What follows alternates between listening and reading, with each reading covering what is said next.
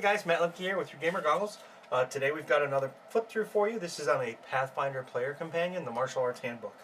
Something I'm fond of, for those of you that actually know me, is the martial arts. So I'll be right back and we'll get started.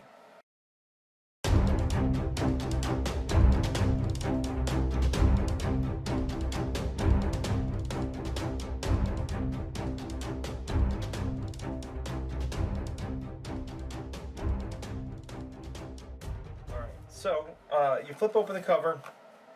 It has a neat little bit of flavor. It shows you a whole bunch of different stretches and activities that you can do to warm up. Every martial artist must warm up. I think it would be really funny to create a monk that actually did this before combat. So his friends, he would get rid of the, any surprise rounds that there might be or anything like that to like, I'm going to stretch. And do a little bit of a warm-up before he gets into combat. A little bit of paranoia there would be kind of neat. The book offers 13 new archetypes of the martial arts, 21 new feats, and quite a few other options. So in the introduction, it goes through basically what the book is about, and it introduces the major fighting styles of Galarian. You may or may not be aware of some of these already. I think I knew of like half of them. We'll zoom in a little bit. And we'll just take a look at Bloodworks, because I like the name real quick. Gladiators of Bloodworks in the Orc city of Orglin practice a variety of martial arts that focus on being deadly and showy at the same time, wounding and killing their foes in gory, extravagant fashion. So that's when you start to look at that particular style of the martial arts, that's what you're going to kind of get into. Now you might see here that there's a Paths of Prestige listed on page 40 of the Paths of Prestige book, and then the archetype for the Gladiator Fighter is also in the Ultimate Combat book. Over here we have the rules index, and you see the different archetypes that are listed in here that have additions to it. Now many of these go to Unchained, which is a book that I seem to have misplaced. So I couldn't go back and use it as a reference while I was reading this book at all. And I've never really been in a campaign where I used the Unchained, so some of that's a little bit not familiar with me. Just a heads up. But the other stuff, you read it, you pretty much can understand it. And then there's a list of the feats, including like weapon trick. And then there's some other rules options. We're going to go over some of this stuff briefly, but we're not going to, it's a flip through. So we're going to start. We're going to go to take a look at a couple of the different archetypes, and I'm going to scroll out. There's actually two archetypes that are my favorite. And we're just going to go right to the Vaulters, actually, because they're not my favorite, but they're almost my favorite. The Black Powder Vaulter is a gunslinging archetype. So what's kind of neat about this is they do things like they give them run and gun, the ability to run and shoot. You can gain the ability to do what is called, where is it? Right here. Daring Vault. Black Powder Vaulter can spend 1 grit point as a swift action, and they basically do a double jump like you would in a video game. I thought that was neat, but for me, being a Shaolin monk fan and a martial arts fan the way I am, liking Wushu and Wing Chun and Tai Chi and all the Chinese styles of martial arts, it fell short because it focused too much on shooting. Now, I do believe my favorite archetype of the whole book is the archetype for the Battle Mage, or the Magus. I always call him Battle Mage, and that's the Iron Ring Striker. So basically, you take a penalty on your spellcasting, which I think is a good balance, and then you have your arcane pool, of course, like you would for spellcasting, and then you get unarmed spell strike. So basically, spell strike allows you to imbue your weapon with your spell. Well, spell strike allows you, or unarmed spell strike allows you to imbue your hands, your feet, your elbows, your head, whatever you're striking with. And then you get a bonus feat at 5th level. You get Empower Combat at 7th level, which basically allows him to grant himself a power of a larger creature. So I think that could be pretty gross. So I'm going to now club you with giant fists or whatever you would like. And then at 7th level, you also gain access to spell maneuvers, which is, as long as you're wearing light armor or none, you can use unarmed spell strike ability as part of combat maneuvers. I've never really used combat maneuvers, so I don't know how good or bad these are going to be.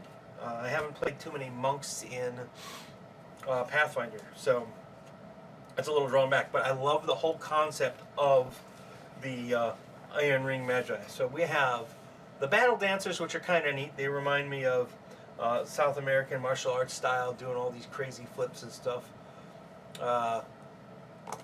Pirate here, or in this case, the pirate here is flipping over or using an anchor as their vault. Then you have an Unchained Soft Strike Monk. Again, like I said, I didn't know too much about that. There's one, let's see, the Occultist archetype, which I thought was kind of unique and interesting because it delves into the occult side of the martial arts a little bit, and it, where was it? I thought, I didn't write this in my notes, so bear with me a second. I thought it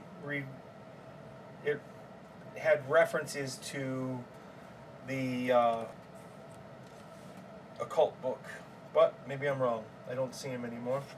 And then we have, weapon specialist is where the vaulter was. Now, one of the things that I did notice, and I'm glad to see that it finally has gotten some love, is there's now a stick fighting style. One of the first things I ever learned in the martial arts was eskrima. So for me to see stick fighting in the martial arts as something that you can actually build upon is pretty cool. You can take this now, and now I think the following feats represent martial arts that use sticks for offense and defense. So you can also, most commonly, I believe they open this up to other classes than just monks, but no, I guess not. It doesn't say that. So let's see here. Stick fighting, countdown. Let's find stick fighting style. So basically anybody can take it. Base attack bonus of +1. When fighting with a club, a quarterstaff, the bong, a sap, or a tonfa that you're proficient with, you gain a +1 enchantment bonus on attack rolls. And then you can, there's all kinds of weapon tricks that are available. I've never used weapon tricks,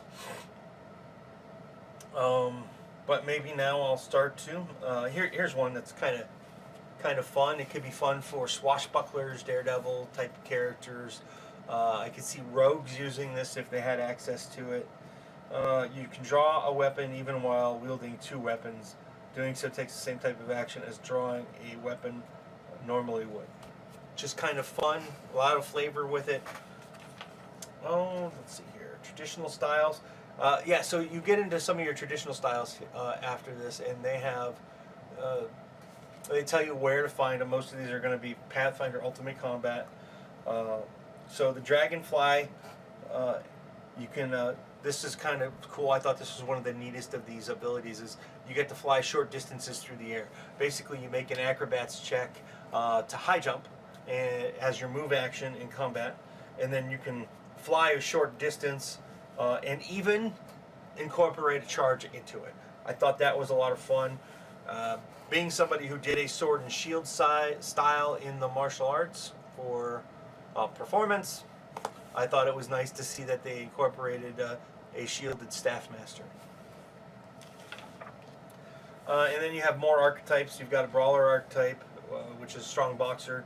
Some cool feats there and things built into that archetype. And then you start moving into some of the things that are like more of your heritage style things, like the Chugi Enforcer, which is a vigilante, which I thought was neat because they have the Oni mask. I'm going to zoom in on that so you can see it.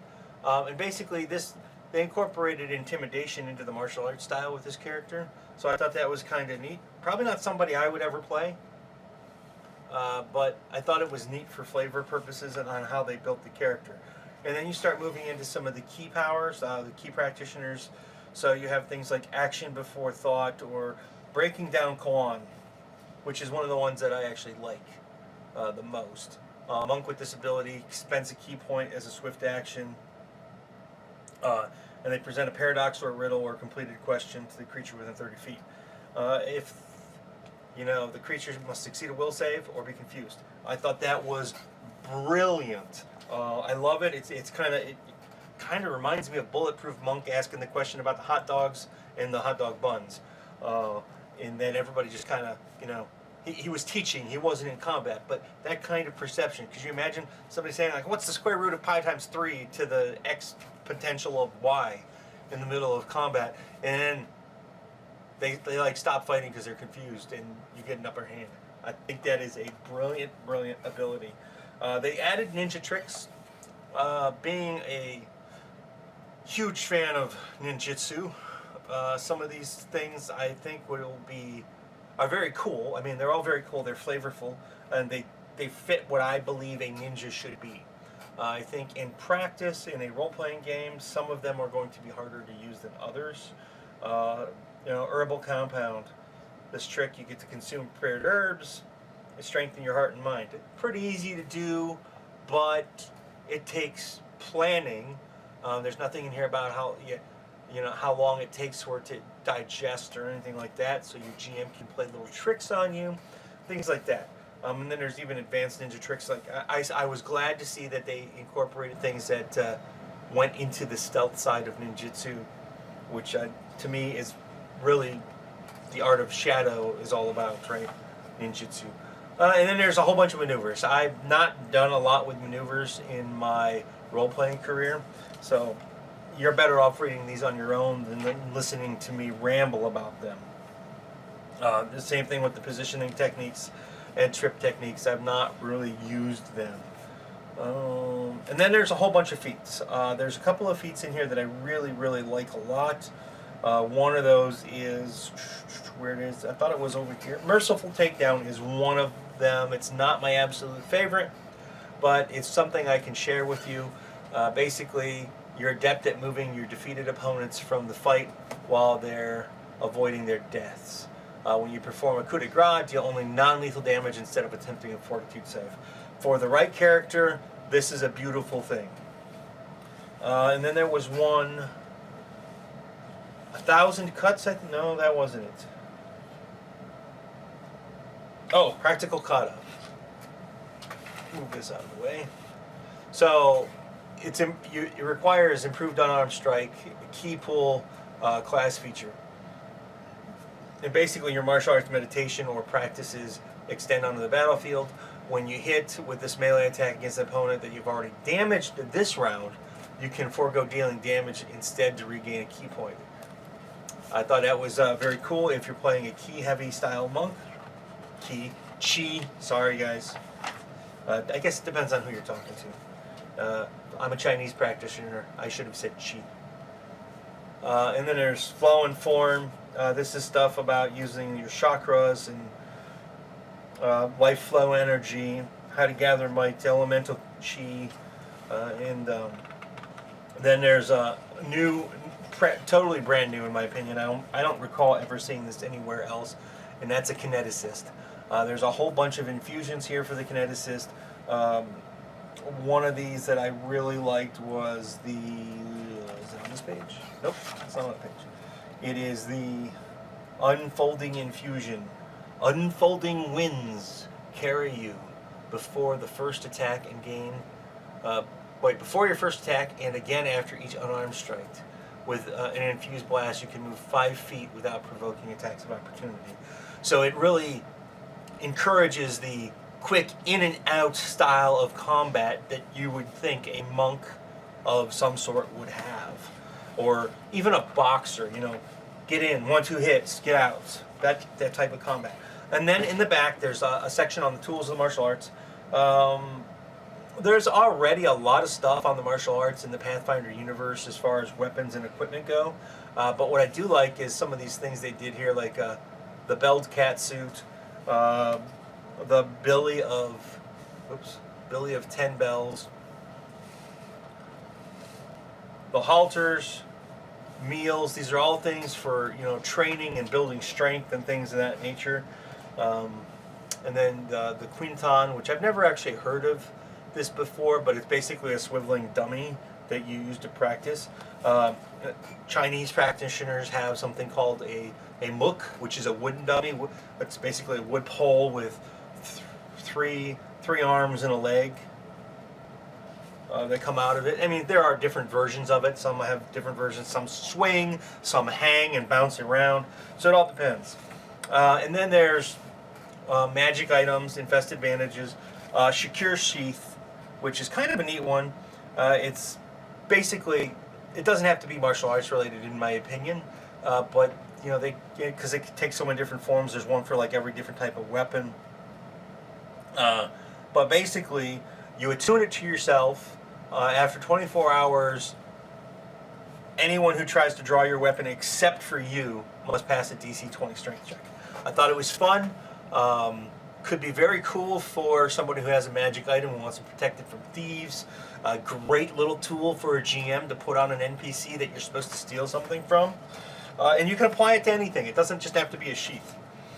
And that's pretty much the whole book. So, the Martial Arts Handbook. What do I think about it? Well, I said a lot. I am a fan of it. I like the martial arts, and for a change, my favorite picture of the whole book is the cover. Who is it for? It's for anybody who plays a monk. It's for any GM who wants to know more about a monk NPC. It is $14.99, and for me, I think it's worth it because I like monks. I always have. I've always played, you know, those type of characters, and I do believe that this adds a lot of flavor. Where does it lack? I would say there's not a lot of story background information in this, but it's a player companion. This is designed to fill out your character better than other books have done in the past and give you more options to play with new characters or characters that you're already maturing. Anyway, guys, hope you like it. Please like, subscribe, share.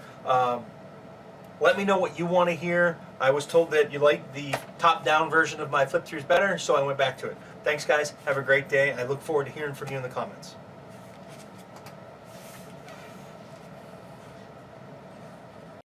Hi, guys. Meet the Nibbles, who's gonna go down. She just decided not to go down my back, so we'll do this for her so she's comfy. Thanks for watching my video, and I appreciate it. Please hit the like button and share it if you know somebody who might be interested. And of course, there's always Twitter and the Facebook thingy, and soon I have a newsletter coming. That'll be down there or in a link below, and my kitty cat loves that idea. So anyway, there was one more thing. Oh yeah, subscribe. Be a part of my community, our community. Let's make it grow together. See you guys at a con somewhere, or a local store, or if I'm driving through the country, maybe a game club. I don't know, you're not going to go knock down my camera. Bye, guys.